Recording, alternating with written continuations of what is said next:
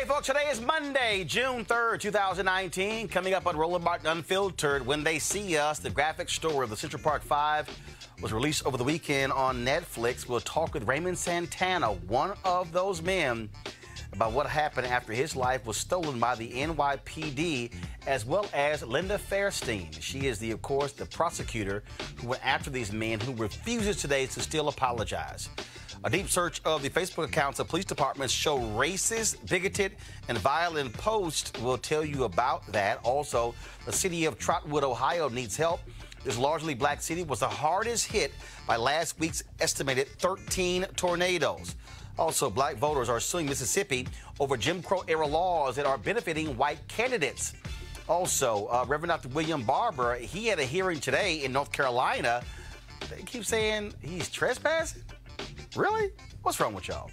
And a fond farewell to Leah Chase, the queen of Creole cuisine. And of course, she passed away over the weekend, as well as former Noble National President, Police Chief Jimmy L. Wilson. Y'all, it's time to bring the funk on Roland Martin Unfiltered. Let's go. He's got it. Whatever the miss, he's on it. Whatever it is, he's got the scoop, the fact, the find. And when it breaks, he's right on time and it's rolling. Best believe he's knowing. Putting it down from sports to news to politics. With entertainment just for kicks, he's rolling. Yeah, it's Uncle Roro, y'all. Yeah, it's Roland Martin, yeah. Rolling with Roland now. He's funk, he's fresh, he's real, the best, you know he's Roland Martin now.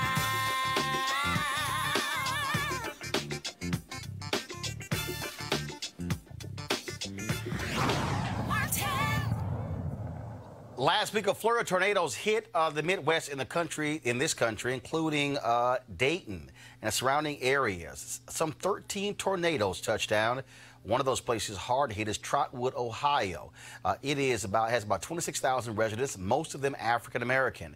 They haven't had the same kind of response that usually goes to white areas that have been hit. Joining me right now is Mary McDonald. She is the mayor of Trotwood, and Michael Colbert, Montgomery County Administrator. Mayor, first and foremost, glad to have you. How are you doing?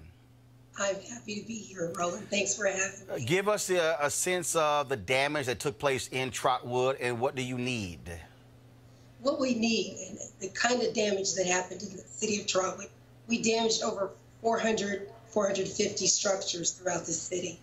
And what we're doing now is getting our community cleaned up, working with the state, county, and federal agencies in getting the needs of our citizens met. And when you talk about those structures being damaged and needs being met, first of all, is FEMA on the ground? What kind of assistance are you getting right now? Yes, FEMA is coming into the community here this week. They will be here on Wednesday, and they should be here for about 3 days going through our community. But we've already had support from the state as well as our local and our county municipalities in terms of helping us. Have folks been displaced? Are people out of homes? Exactly what's those conditions? Absolutely. There are citizens that have been displaced. A large area of damage was in apartment complexes, and over 700 people were evicted in those particular areas. So we are making sure many of them are taken care of in housing, but many of them are with family and friends are being very well taken care of. Do you have any web page or anything set up if people wanted to be able to assist those in Trotwood, Ohio? We don't have those things in place just yet. I tell you, it was just 1 week today, and every effort that we've had has been in cleaning up our community and trying to get a sense of normality so we can assess the damage and be able to move ourselves forward. All right, then. Well, Mayor McDonald, I know you're busy there and you have other things to do. We certainly appreciate you joining with us. Is there any place, any phone number or site that you want to give out to our viewers where they can offer assistance, anything you have like that? Absolutely. I'd like to say 937-854-7212 is a phone number you can reach, and I want you to know that everything is going well here. We're getting the assistance that we need, And we are excited about the new future that Trotwood will have as a result of this. We're resilient and a strong community, and we expect the recovery to be an absolute success for our citizens. All right, Mayor McDonald, we appreciate it. Thank you so very much. Thank you. All right, folks. On Friday, Netflix premiered the Ava DuVernay series called When They See Us. It is about the case of the Central Park Five. It is 5 young men, most who did not even know each other, who went to prison as a result for a rape they did not commit. It was one that, of course, dominated headlines in New York City and all across the country when it took place. Here is a clip from the movie. The young men who've been arrested in connection with the attack are arraigned on the charges by the side of a road in Central Park.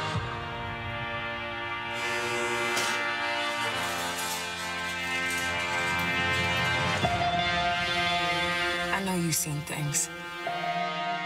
Maybe you had to defend yourself.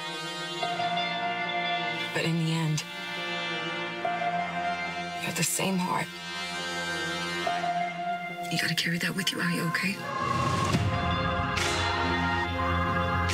You're a convicted sexual predator. See, that's the law, not the truth.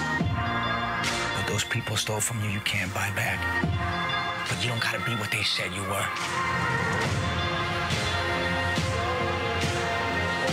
What is it like for you in here? I'm surviving. Go get your life back.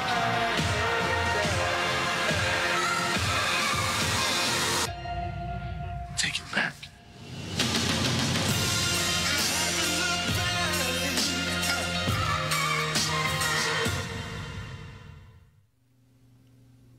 All right, folks.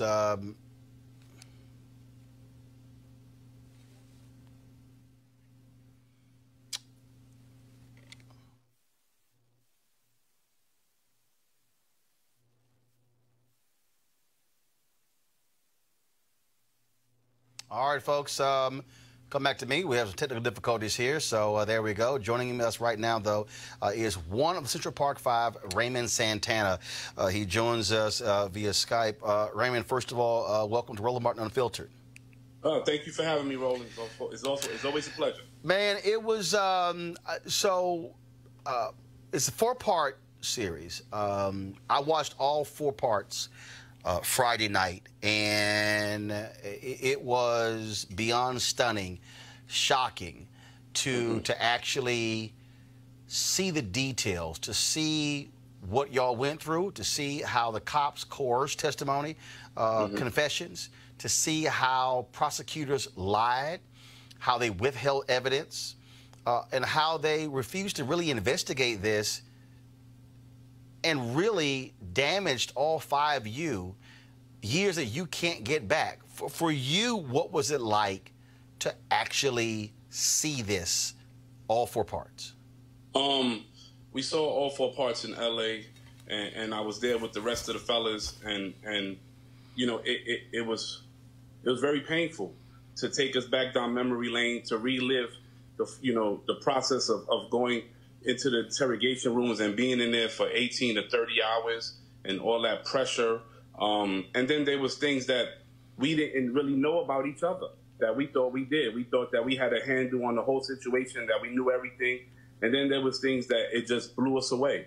And for the 5 of us, it made us relive the situation. It made us take a step back and reevaluate, and try to bring us even closer together. Definitely painful. Watching it, and I remember, of course, it taking place. I remember what happened, but there were so many other details that we did not know about. The fact that cops were interviewing young men without their parents present, how they were actually lying, subverting justice to get them out of the room, beating confessions as well. And then, of course, you see what Linda Fairstein and the other prosecutor, Elizabeth Lederer, what they were doing as well. These are people who are supposed to be about, when you go to Supreme Court, it says equal justice under law. But the reality is that's not what y'all experienced. That's right. 100%. 100%. It was the total opposite. Here was these, these seasoned veteran detectives who, they was the elite of the police force, and they was using these tactics on us that we never even heard of, that we didn't know. There was no CSI, Law and Order, back in 1989, so we didn't know about the good cop, bad cop. We didn't know that Corey was going to be physically abused by the police in the precinct. So this stuff was all new to us, and it was just the great amount of pressure that they put us under that we couldn't handle as 14 and 15-year-old kids. When you talk about, probably out of all 5 of you, I mean, it was just stunning seeing what took place. But Yes. but to look at what Corey went through, knowing full well he only went to the precinct to offer support for his friend, that he served more time in prison than anybody else. He was he was beaten and almost killed. Episode 4 was just, I mean, my mouth was wide open watching it. Were y'all all aware of the hell that he went through? No, not at all. I mean, at the end of the day, everybody is going through, everybody's going through their travels through the criminal justice system. And then when everybody gets out, there's not really a conversation about it. And even when Corey gets out, we never really have a clue of the impact of how much he went through until we saw this series. And so it was an eye-opener. And for us, it was about embracing him. He's our brother. That's my brother at the end of the day. And it was stuff that I didn't know. But it was heartbreaking to see that. It definitely was. What was also stunning is that the way this was presented, as if all 5 of you were friends, when the reality is only Corey and Yusef knew each other. That scene of the 5 of you in the room for the first time, introducing yourselves to each other. That's correct. That's correct. That's correct. I mean, we didn't know each other. And at that point, it's like everybody understands in one accord what happened. Everybody in that room says, okay, we have been taken advantage of. And it's at that moment that we vow to fight against the system. Yeah. There's an assumption that young men get in trouble. They come from fatherless homes. But the reality is several of you had fathers involved with in your lives. But you had police officers who also were taken into account, who were taken advantage of, also parents who didn't know better, who didn't know what was going on. In your case, having your grandmother leave the room, coercing your dad into signing your confession. I mean, it was. I mean, watching this, you're literally going, really? And then the next one, really? And the next one, really? Yeah. Yeah. I mean, we came from good home. We came from good family homes. I mean, my dad didn't have a criminal record. Like, he never had dealings with the police. So he was just naive, just as naive as I was. And he was a grown man, who was a hardworking man, who went to work every day, and he worked the same job for 44 years until he retired. And so the system also took advantage of our family members. Yeah. I want to go back to Corey. And it's hard for some people to hear this, but when you hear that it was God's divine order, here's the guy who went to help a friend out. That's right. Gets caught up, serves the longest time. He's moved around from prison to prison, unlike the rest of you. And he ends up being the one who comes into direct connection with the real rapist. Yeah. I'm literally watching this and I'm going, first of all, Hollywood could literally not write. That's right. No, Hollywood, no one could actually write a story where the guy gets into a fight with the actual rapist. They get separated. He goes to another prison and runs into the same guy who eventually is the one who confesses to being the real rapist. When you found out how all of that came about, what were you thinking? No, it blew my mind. At the end of the day, like you said, this This is a story that if you sat somebody down and you told them the story, they will look at you like you're lying. They'll look at you like you're crazy, like you made this up. But it's all true. It's all fact, you know. And at the end of the day, all you can do is put it up to God.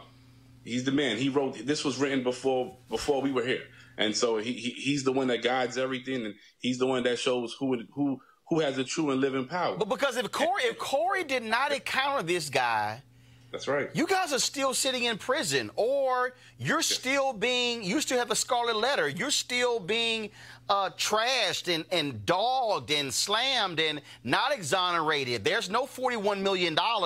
I mean, if that didn't happen, and I'm just sitting there going, nothing but God could somehow make that thing come together. That's right. That's right. I mean, even if Corey, because, you know, at the time, Corey, he refused to go to the parole board because they wouldn't listen to his truth. But if he had went to the parole board and he was granted parole, it would have been the same outcome. He would have never met Mateus Reyes. At the end of the day, Corey becomes the key. He becomes the key that frees all of us.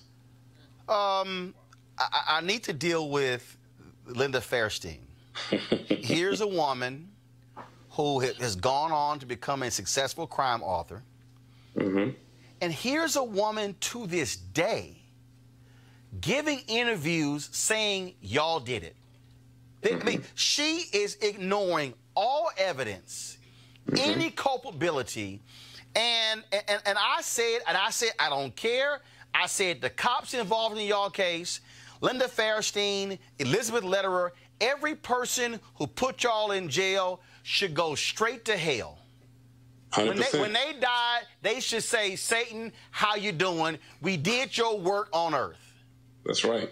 100%. And again, it's a test to God at the end of the day that he controls everything. This is the woman who orchestrated, you know, the investigation, who was the lead investigator in this case, who was the head of the sex crimes unit and was given, you know, ultimate authority to do whatever she pleased with us. And she's also the woman who leaked several quotes and much information to the media. She orchestrated this whole thing. And now that it's 30 years later, she's the only person that's still standing, basically taking the last stance, saying that we're still guilty. She's basically the only one, the only voice. I am on Twitter right now. Henry, go to my iPad.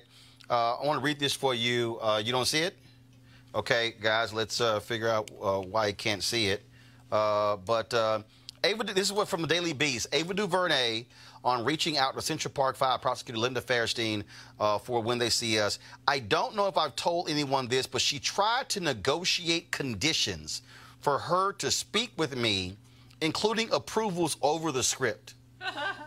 Here's a woman still trying to manipulate this story decades later.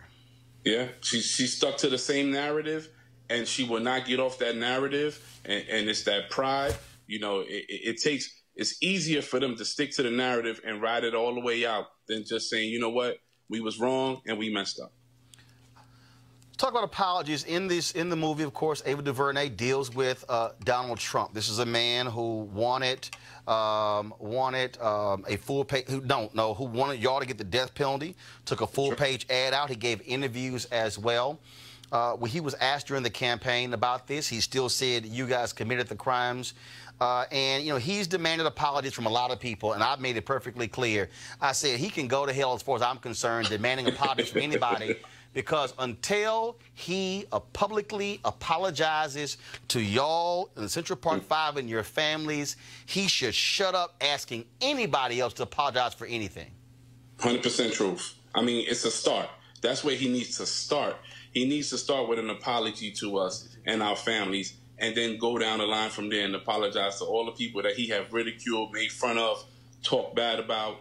I mean, you know the clownish stuff that he does. We don't have to go through it. Everybody, the whole country knows. But it's definitely a need for him to start with apologizing to the 5 of us and our families. Definitely. When we think about Colin Kaepernick, he has held these sessions with young boys across the country, know your rights. There's a video out of a young black man being arrested by a cop in Decatur, Georgia. The brother's handcuffed, and the brother is saying, no, I want your badge and I want your name. And the cop tells him, F you. Cop's upset with him. And the brother said, oh, I'm clean. Y'all can do anything to me. And it's a black cop standing right there. And you see this white supervisor cussing this young man out, completely having the wrong attitude. And we think about what you guys went through. There were black cops who were aware of what the detectives were doing, and it was wrong. Yeah. And I had somebody who said, well, Roland, you can't blame them. I said, no, damn that. I said, you can. Because if you put that badge on, that uniform on, you are sworn to uphold and protect the law. And the reality is, if there were any black cops or any white cops or Latino cops or who were aware of what was happening then, they should have spoken up as opposed to what happened to 14 and 15 and 16-year-old young men. That's right. That's right. I mean, it's just an attest to show how strong their agency is, that blue wall of silence is serious. I mean, when you had Mayor Bloomberg in office, I mean, he poured billions of dollars into their budgets, and he created a small army. He gave them the power to be what they are today. And so at the end of the day, this agency has run rampant, and that wall of silence has become that blue wall of silence has become very strong, and it's very hard to battle against them when you have billion-dollar budgets and you can get the best of the best. I mean, this is a shame. You know, we have to revamp that blue wall of silence. I mean, we even know that the quota was exposed, stop and frisk was exposed, and they still are able to operate. They still are able to operate and move that the way they want to, and treat our people like we're second-class citizens. Speaking of Mayor Bloomberg, Mayor Bloomberg, Commissioner Ray Kelly, they fought this settlement. The only reason this settlement, this $41 million settlement took place was because Bill de Blasio was elected mayor of New York. Michael Bloomberg did not want to apologize, did not want you guys exonerated, and did not want to have to pay for the crimes of the NYPD, the crimes of the district attorney's office. That's 100% correct. I mean, at the end of the day, Commissioner Kelly was in a deposition. Commissioner Kelly is, I mean, when this deposition is released, if it ever is released to the public, you guys will get to see it yourself and read it yourself. And I mean, he in this deposition, you know, he says that Mateus Reyes, who's the actual perpetrator of this crime, is credible for the 4 rapes and the murder, but he's not credible for the Central Park jogger case. And so this is what we had to deal with within those 13 years of Mayor Bloomberg in office. Also, I tweeted something earlier. Had they done their job, there was a woman who was raped and murdered after a Central Park jogger. Had they actually pursued the right justice, that woman could still be alive. Her death is on their hands because they chose not to pursue the right killer. Yeah, it's 100% correct. I mean, there were in the Nancy Ryan report, Mateus Reyes goes on to solve, I think, 4 unsolved cases that they didn't even know he did. And so this was how bad that they fumbled this whole case, even his case at the end of the day, you know, because they knew that he committed a rape 3 days in Central Park before the jogger case. So, you know, they was looking for him already. He was known as the East Side Slasher, the East Side Rapist. And like you said, Roland, if they would have did their job, this woman would have still been alive, and those other 4 rapes wouldn't have occurred. Got some questions from my panelists here. I have Eugene Craig, CEO, Eugene Craig Organization, joining us via Skype. Dr. Avis Jones DeWeaver, a political analyst. Joseph Williams, senior editor, U.S. News and World Report. I'll first start with you, Avis. Avis, Joseph, then Eugene. First of all, I just want to say thank you for being strong and surviving this. I am the mother of 2 sons. One is 15, maybe about the age that you were when this whole nightmare started. And I cannot imagine what it would have been like to see my child be caught up in this. So my question to you is, I've been seeing a lot of women in my network saying they don't want to watch this because they don't know that they can sit through it. I sat there and I watched all of the 4-part series this weekend, and though it was hurtful to me as the mother of black boys, I felt like I needed to see it for them and for you. What would you tell parents right now who are saying, I want to see this, I know I need to see this, but you know, I don't know that I can take it emotionally? What advice would you give them? I mean, at the end of the day, parents need to see it because parents are the first line of defense for their child, and you need to be equipped just in case something ever happens to that child. I mean, I can get it. You know, episodes 3 and 4, and 4, especially Corey's episode, might be a little too harsh for kids, but they need to see 1 and 2. They need to understand the process of what happens in an interrogation room, what the tactics that police use on us, and how long you can be questioned, and how they can lie to you. They need to know about the read technique. We have to be, it's all about awareness. We have to be equipped as much as possible. And it's a shame. It's a shame that we have to have these conversations with our kids, you know, at 13 and 14 years old, you know, instead of teaching them, you know, how to prepare to fill out a job application or how to help them with homework. Instead, we have to have these talks about how to conduct yourself when you see a police officer. But it's sad. But it's very necessary that kids watch at least episodes 1 and 2. Absolutely. So, hi, yeah, I'm Joe Williams, and thank you again for sharing your story. It's really powerful and incredible. Right. I want to know 2 things that keep sticking in my mind. The first is, how has your adjustment been coming out, knowing that you spent, you know, decade in prison because of something that you didn't do, and then coming out and hearing about Black Lives Matter and hearing about all these other things that are going on, that the problem is still there, number 1. And number 2, have you ever thought about suing Donald Trump for that ad and whether or not he is going to pay a price for defaming you guys in public?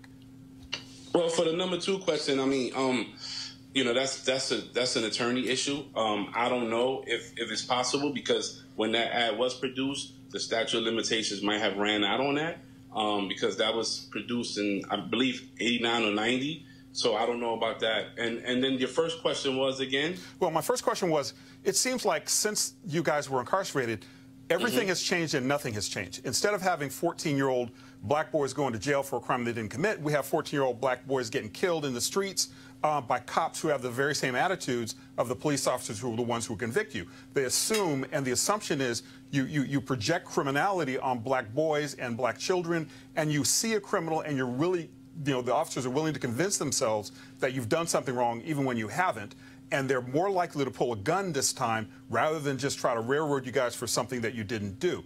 That's the everything that has changed, is that now it seems like it's a lot more lethal, and nothing has changed in that the attitudes are still pretty much the same. You assume criminality when you see a black male. My question to you is, how does that make you feel? What does that put in your mind, the fact that you guys did all this time and you got a huge settlement from the city, but we still have this problem? I mean, it's hurtful at the end of the day. Like, we became the poster child for the labels of wilding and urban terrorists and wolf pack. I mean, 41 states changed juvenile sentencing laws behind this case, and when we were found to be innocent and we were exonerated, nobody changed those laws back. They just pushed on like business as usual. And at the end of the day, it's like, we see there's progress, but there's not enough progress. You know, we have made some tremendous strides, you know, with Black Lives Matter and you know, even with Colin Kaepernick stepping up. But there's still a lot of work to be done. And it's going to take a whole village to get this done. It isn't just one incident. It has to be several incidents. It has to be several nationalities. It can't just be 1 or 2. We have to band together. And it's going to take a whole village of us to solve this problem. Well, and you also raise an interesting point about the fact that the laws didn't change back, number 1, and number 2, everybody's got to get involved. It's true. Everybody has to. I mean, you look at Raise the Age campaign, whereas we know, you know, it's proven. It's a fact that a male's his mind isn't developed until the age of 24. But if he commits a crime, you give him the harshest sentence that you can give him, and you destroy his life. You know, and now when he does come back on parole, he doesn't know how to function. For us, you asked that question earlier, and for me, here was this 7-year gap. This was the critical point in my life where my dad was supposed to teach me, how to become a young man and how to become a man eventually. But in return, in essence, what happened was that was taken out, and this gap was replaced with prison life and how to adjust to prison, and giving me this aggression that I didn't know exists until somebody pulled my coat to it. And how do you, now you put me back on the street and I have these scars that cannot be healed. And how do you undo that? Yeah, and how do we do that? Eugene? How do we do that? Eugene? First, brother, I appreciate you existing. Appreciate your story. I'm a believer that 45 owes y'all a huge check, if you can actually afford it. My question to you is this: what do you think should be the penalty for prosecutors and cops that engage in misconduct? Because that's what this is. You guys were victims of prosecutor misconduct and police misconduct. What do you think? I think we need to.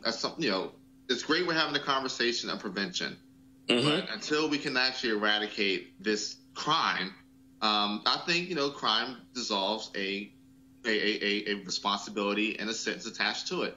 And so my question to you, as somebody that's been a victim of prosecutorial mismanagement and police misconduct, what do you think should be the penalty for prosecutors like Linda Feinstein, who's now selling millions of books off of you guys' lives? Yeah, I think number one, we need to take away the immunity. Prosecutors have the immunity.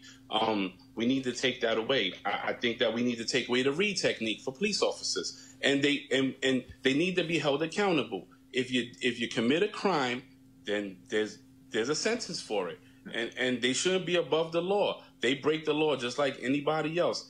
Again, if these depositions are ever released from the police, that several of these detectives made, you will see for yourself. I mean, there's detectives in there who were in undercover stings and found money and kept it. There were detectives who retired from the police force, went down to Florida and became hired muscle for the mob and wound up getting caught in conspiracy cases. I mean, Mike Sheehan, he was under investigation by the federal government. This guy drove drunk several times. He hit a police horse. He was accused of stealing police time. Like, he would clock in at work and he would go to his sister's bar and he would stay there and drink all day. So these guys, they feel like they're above the law and they can do whatever they want.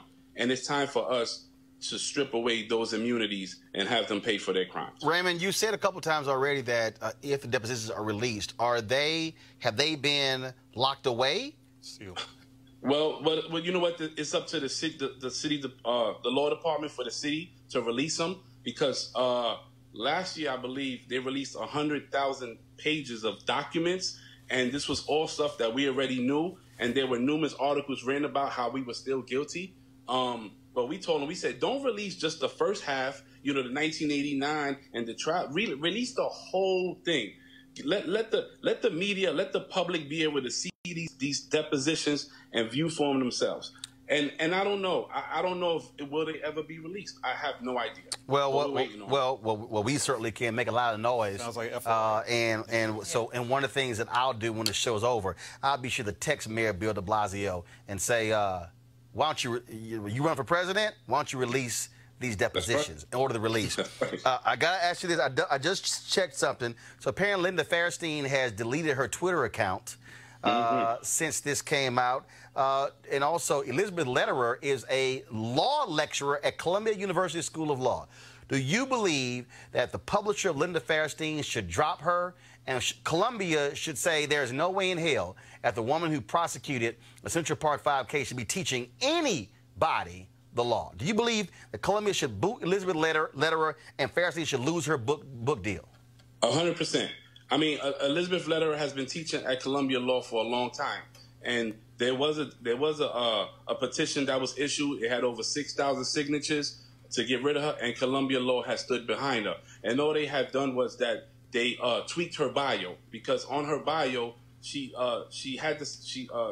noticed the Central Park 5 case as like a badge of honor. And when this petition came out, they tweaked her bio and took it off. but she still works there. And so Columbia University is at fault for still giving this woman a job and letting her practice and teach law, knowing that she was involved in this case. And the same thing goes for Fairstein. There's no way in hell that this woman should be sitting there profiting millions of dollars off these books when we know that she was behind this whole case. Raymond Santana, man, it's always a pleasure seeing you and talking to you. I would certainly hope that people learn from this and understand the power of television. In 1982, CBS aired a made-for-television movie about Linnell Jeter, a brother who was framed, who was convicted of armed robbery, robbing a KFC, even though he was at work. His company stood by him. They fought the Dallas County District Attorney's Office. And I've said this to people, that it was because since then, and it shouldn't be this way if you're black or if you're Latino. But the reality is, I tell people all the time, why do I use my credit card whenever I'm traveling? Because wherever I use my card, that's tracking my movements. That's right. And it was from watching that movie, and I was 15. I was 14 or 15 when the movie came out.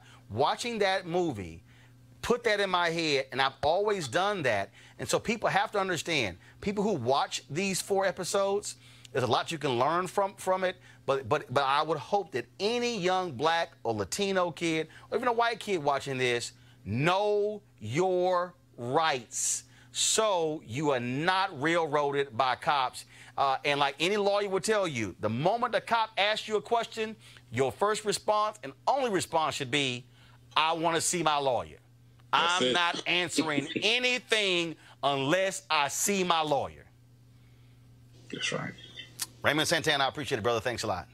Thank you so much, brother. It's always a pleasure. Yes, sir. Go to our panel here. Again, this was a hard 4 episodes to watch. You can't help but be pissed off. Absolutely. Watching it. I've been looking on Twitter. There have been people who say after 20 minutes they turn it off. I mean, you're watching it and you're getting even more pissed and more pissed. I know somebody who was saying, well, why should you watch it? No, you should watch it because it happened. Absolutely. It happened and it happens. Okay, I cannot operate under the illusion that similar things aren't still going on today. And so it's important, as you mentioned, for people to watch this show, not only to, first of all, just give credence to the brilliant work that Ava DuVernay did in putting this together to educate us as a nation, but also so that you can know and your children can know their rights. Because I think what happens is people are operating under the assumption that if I'm innocent, it's okay if I talk. If I'm innocent, I should just go along with what they want us to do. But that's a lie. The police can lie, and they do lie, and they do it all the time, and they coerce people into getting themselves into deeper trouble, and that's exactly what happened to them. Joseph, when I talk about, the pain, you watch this in the Yusef Salaam, his mother storms in. And it wasn't until she threatened to call the New York Times that they allow her to see her son.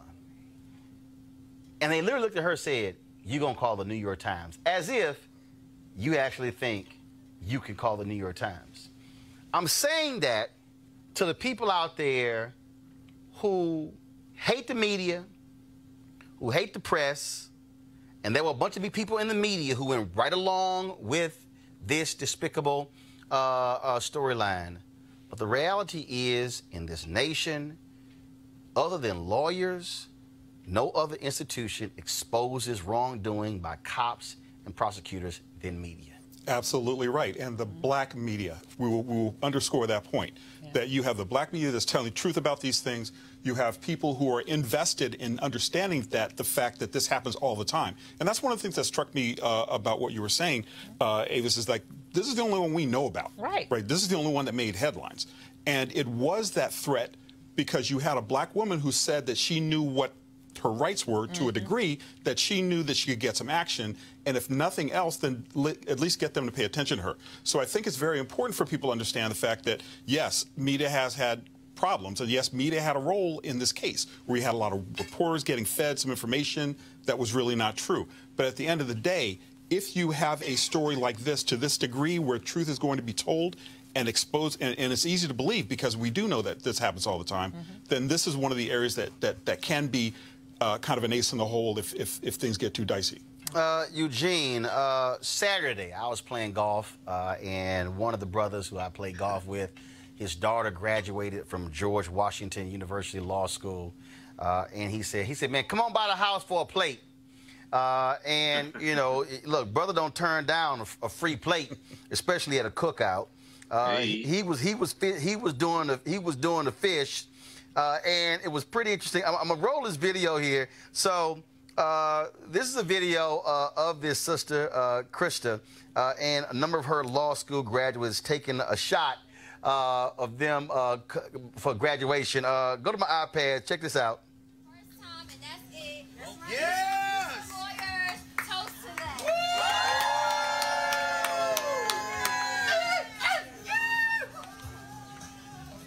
One and done crew, baby. Now I'm showing that because when I posted it on Instagram, she actually responded. She says, "Thank you for coming out. # Black Lawyers Matter."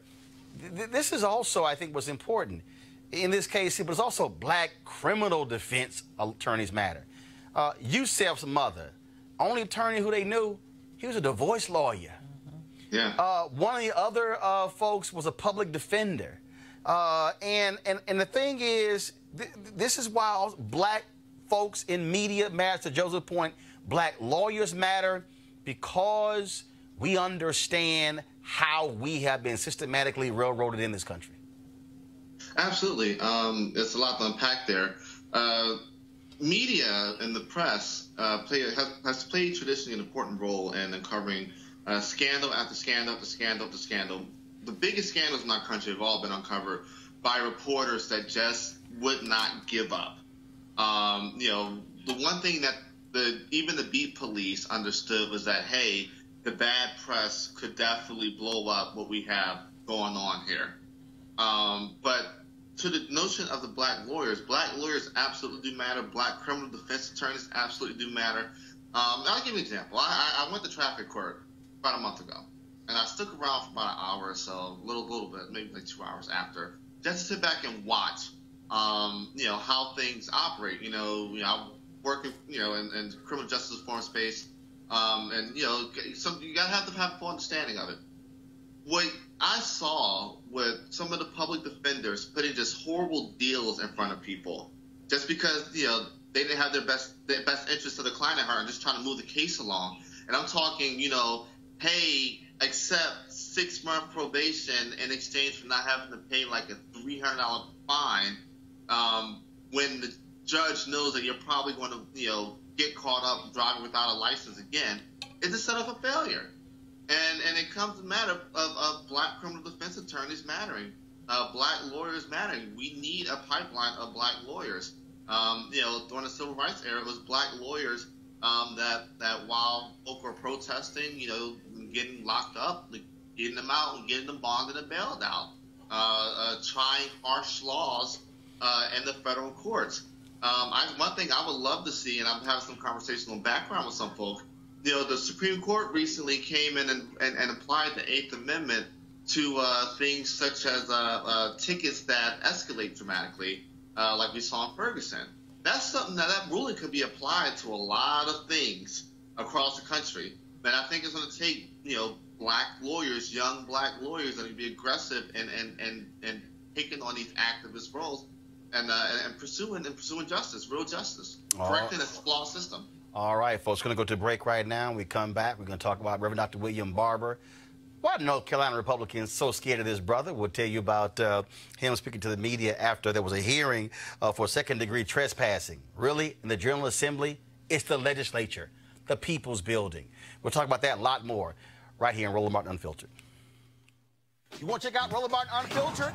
YouTube.com/Roland S. Martin. And subscribe to our YouTube channel. There's only one daily digital show out here that keeps it black and keep it real. It's Roland Martin Unfiltered. See that name right there?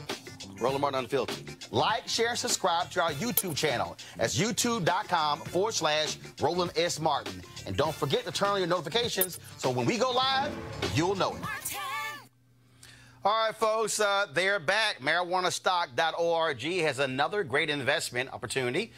If you were lucky enough to invest in their last crowdfunding campaign, you know they raised a lot of money in just a few months investing in legal marijuana farms. Those initial investors now own shares of a publicly traded company. They're on fire, folks, and last time you may have missed out. You don't want to miss out this time. Now they have a new investment opportunity that is as good, if not even better, than the last. I'm talking about industrial hemp CBD. Now, for those who don't know, the hemp plant is the cousin to marijuana with a much higher concentration of CBD, which means hemp CBD gives you all of the medical benefits of marijuana without getting you high. Now, until recently, hemp farming was practically illegal in the U.S. and heavily regulated by the DEA. However, the 2018 Farm Bill Congress passed, making it legal to grow hemp CBD in the U.S., is creating one of the largest commodities worldwide. They need land to grow all of the plants. This makes for an incredible investment opportunity, and that's where our good friends at 420 Real Estate come in. Their business model is very simple. They buy land that supports hemp CBD grow operations and lease it to licensed, high-paying tenants. That's right, they are hemp CBD landlords, and you can get in on the action. You can invest in the crowdfunding campaign for as little as $200 up to $10,000. You may not want to miss out on this one, folks. All you got to do to invest is go to marijuanastock.org. That's marijuanastock.org. You can get in the game, and you should do it now. Folks, Reverend Dr. William Barber, of course, is our good friend, and he's been ticking off Republicans there in the North Carolina legislature. And it got so bad that they literally barred him from coming to the legislature. Are you serious? Says trespassing. Well, there was a hearing today, and this is him talking to the media after the hearing.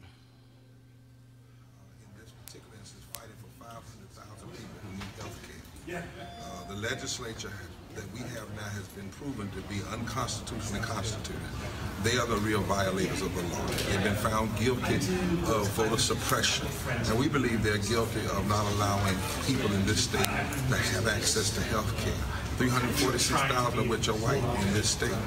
And so this was all basic hearing. We think the state is trying to prevent us from arguing the very thing that is the basis of our protest, and that is the Constitution. The lawyers are doing well, and we intend to stand, because this is so much bigger than any one person. This is about the people of North Carolina, and it's about whether or not we have full right to speak, to justice, to have free speech, and to make sure that that building is not a place where legislators can hide from the people, but instead where they can be found so that we can do what the Constitution says, and that's instructive.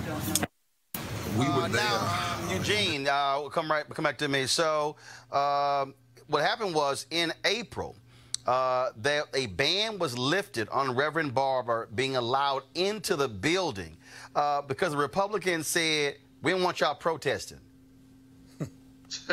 North Carolina Republicans, that's how crazy they are. Literally went to court to say, ban him from bringing people into the state capitol to protest against bills.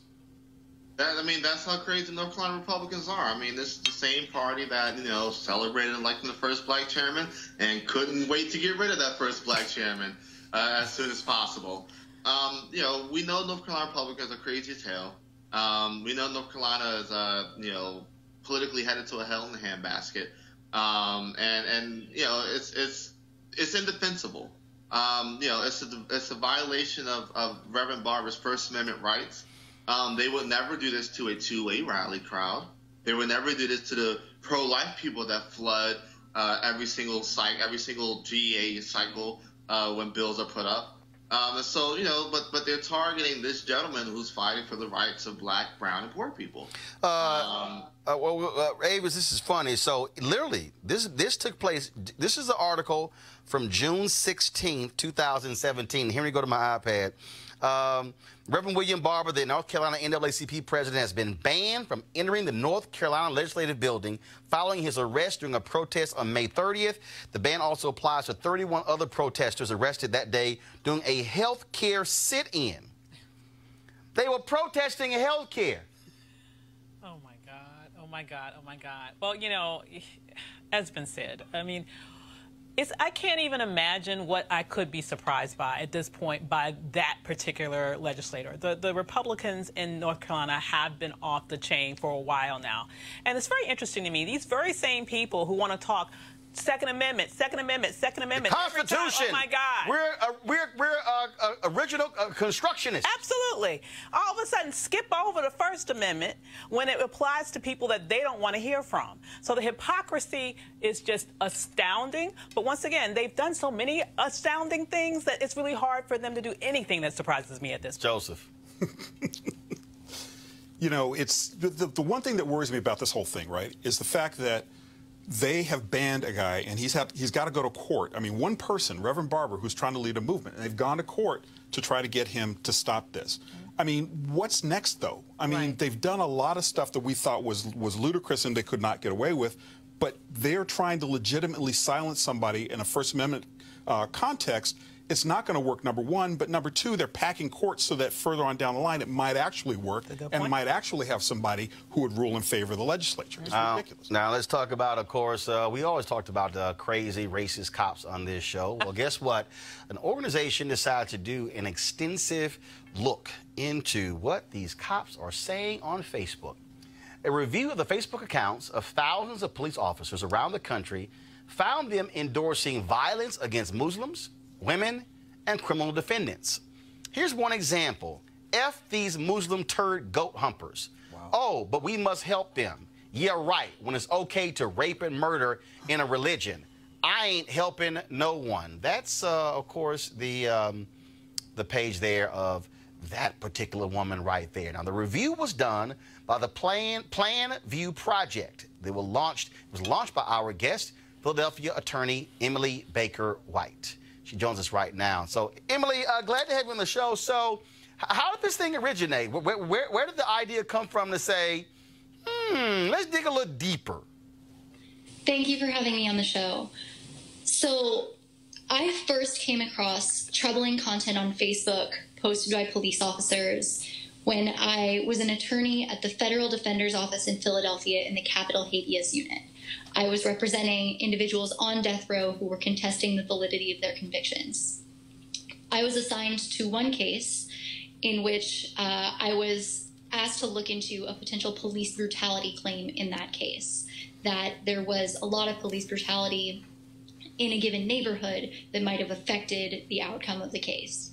So in doing that, I came across several pages on Facebook that were apparently maintained by police departments in that neighborhood and that had completely public-facing posts on them.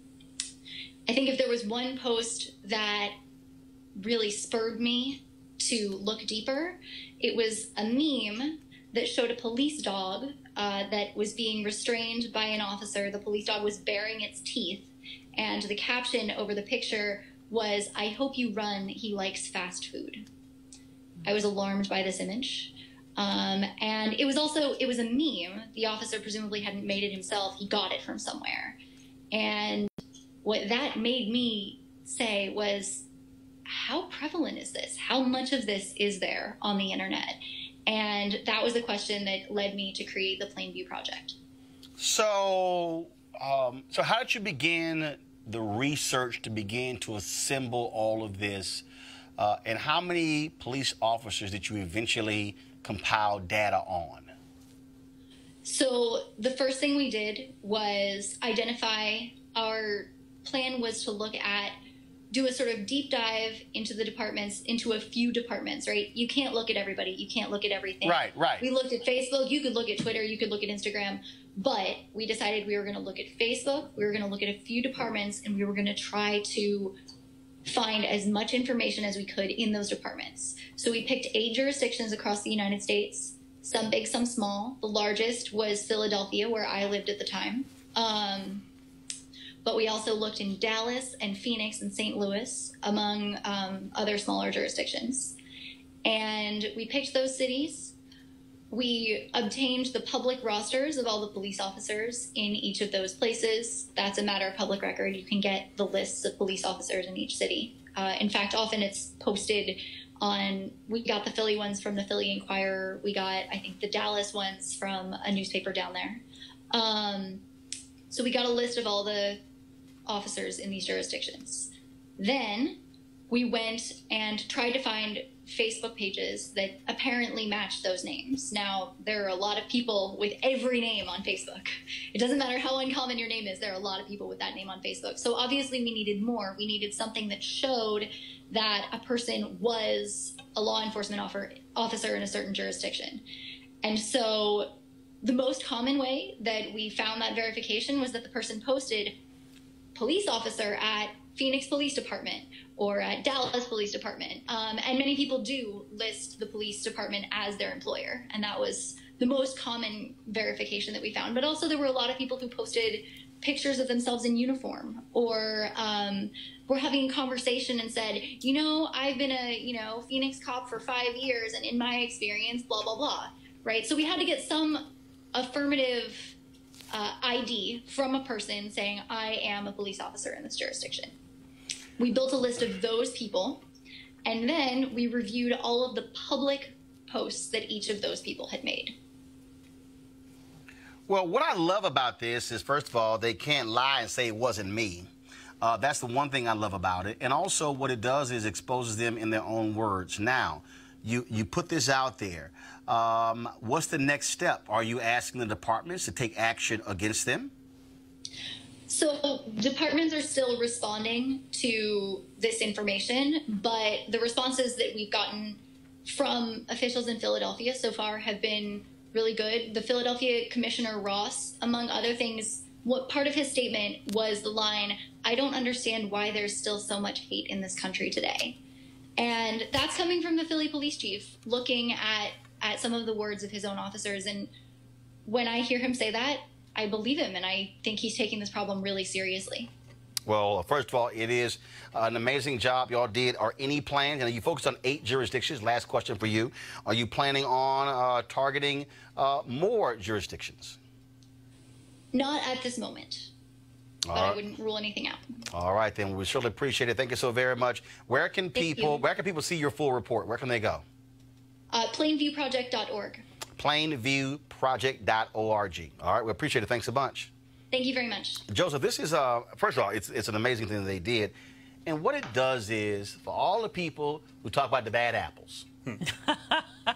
There's like a whole barrel full of them. I mean, and the thing that kind of drives me crazy about this is, like, number one, this is only 8 jurisdictions, I think she said, like a handful. 8. This is the tip of the iceberg, right? This is the tip of the iceberg. We don't know how many more cops are out there who are doing sorts of things.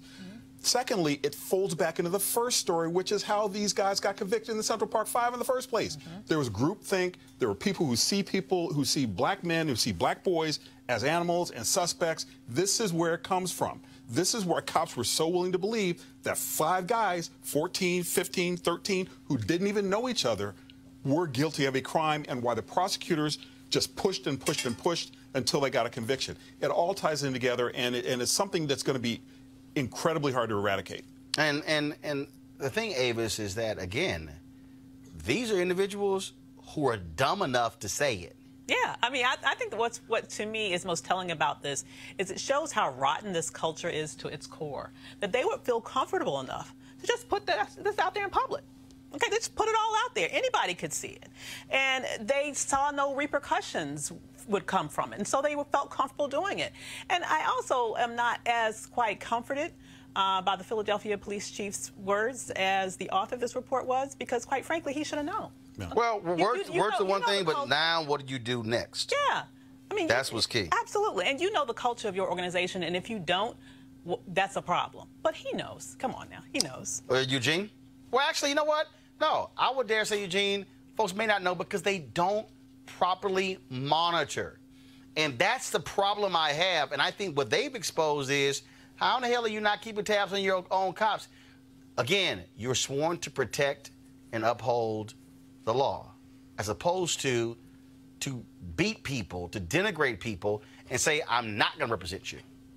Yeah, I mean, I think there should be special scrutiny when it comes to police officers and law enforcement. I think the next step absolutely probably should be is that you take that 8, you gather the resource to cover 100, 200, 300, maybe 1,000, and then probably expand to the full 4,000 departments that we know about. And then from there, this database has to be searchable.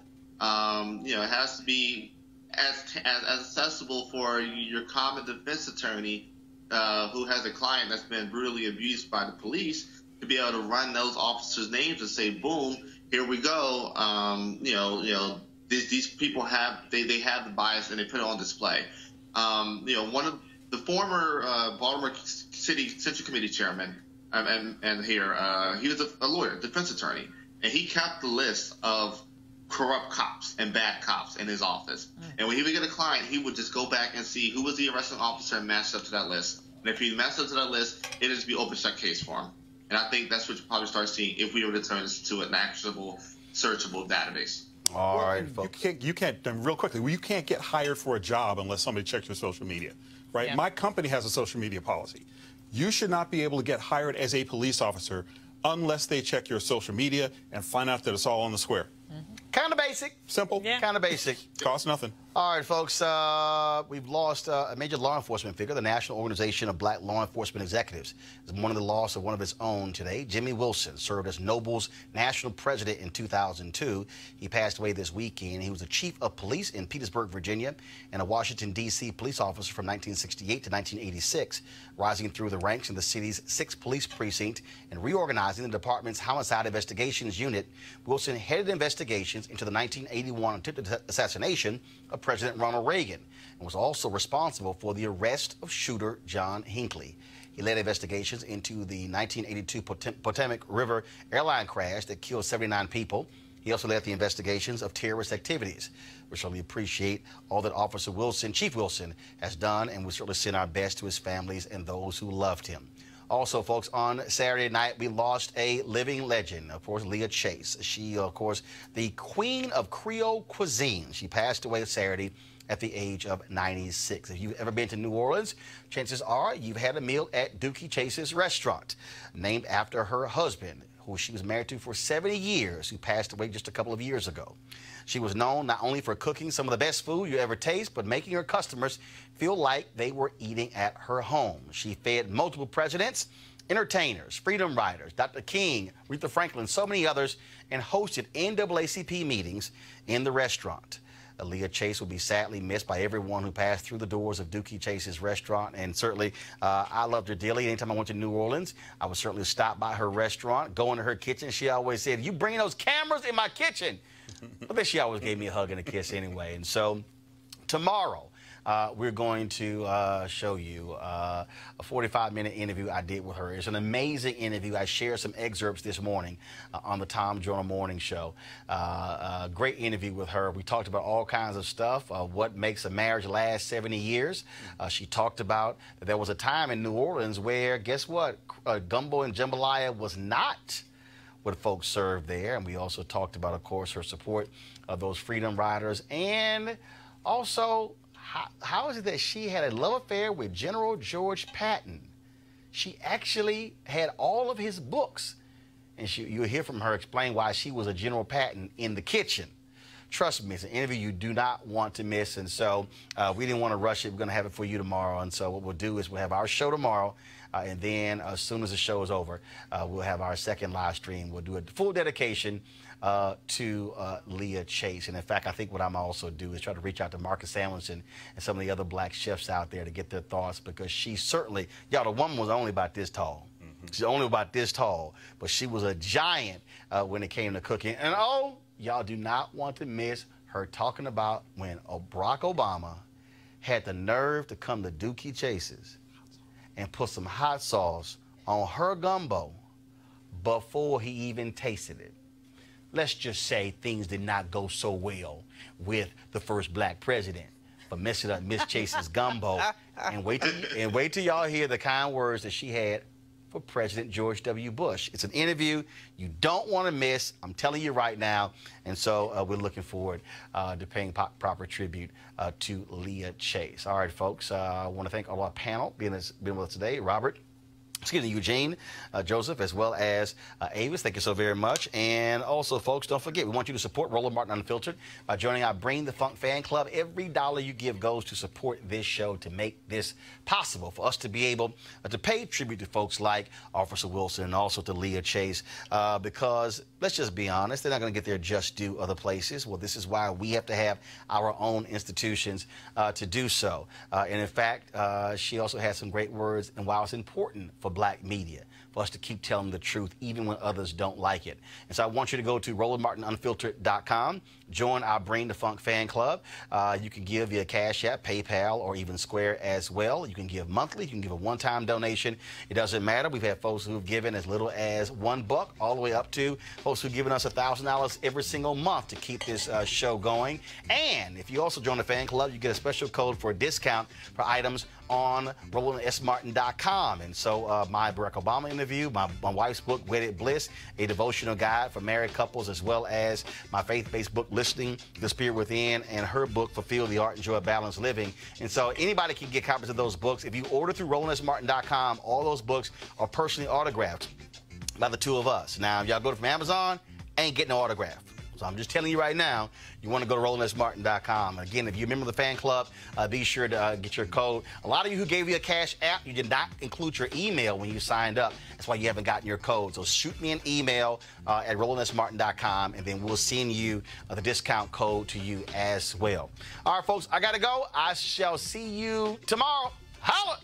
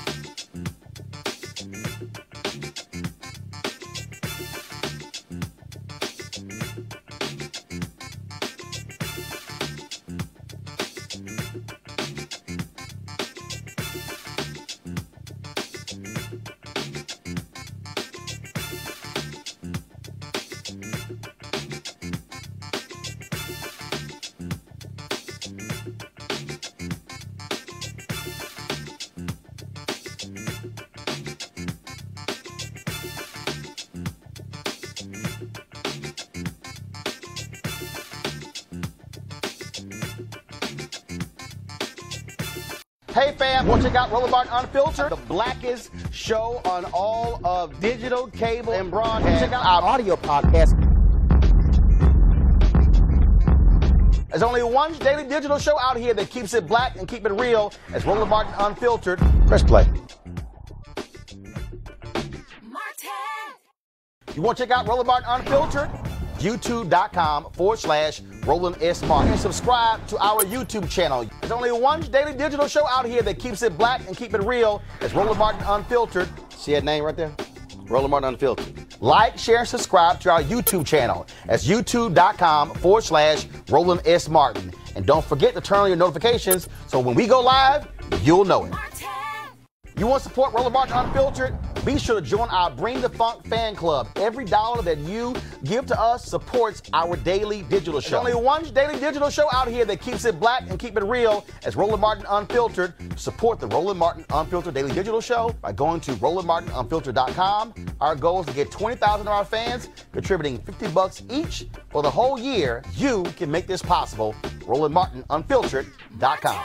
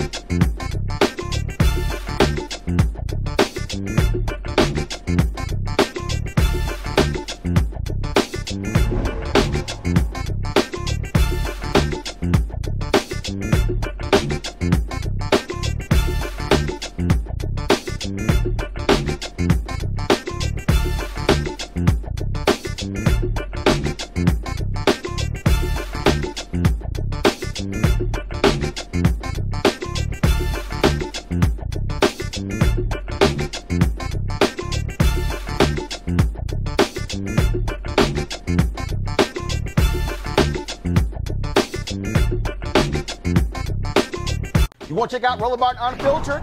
YouTube.com/Roland S. Martin. And subscribe to our YouTube channel. There's only one daily digital show out here that keeps it black and keep it real. It's Roland Martin Unfiltered. See that name right there? Roland Martin Unfiltered. Like, share, and subscribe to our YouTube channel. That's YouTube.com/Roland S. Martin. And don't forget to turn on your notifications so when we go live, you'll know it. You want to support Roland Martin Unfiltered? Be sure to join our Bring the Funk fan club. Every dollar that you give to us supports our daily digital show. There's only one daily digital show out here that keeps it black and keep it real. It's Roland Martin Unfiltered. Support the Roland Martin Unfiltered daily digital show by going to RolandMartinUnfiltered.com. Our goal is to get 20,000 of our fans contributing $50 each for the whole year. You can make this possible. RolandMartinUnfiltered.com. Hey fam, want to check out Roland Martin Unfiltered? The blackest show on all of digital, cable, and broadcast. Check out our audio podcast. There's only one daily digital show out here that keeps it black and keep it real. It's Roland Martin Unfiltered. Press play. Martin.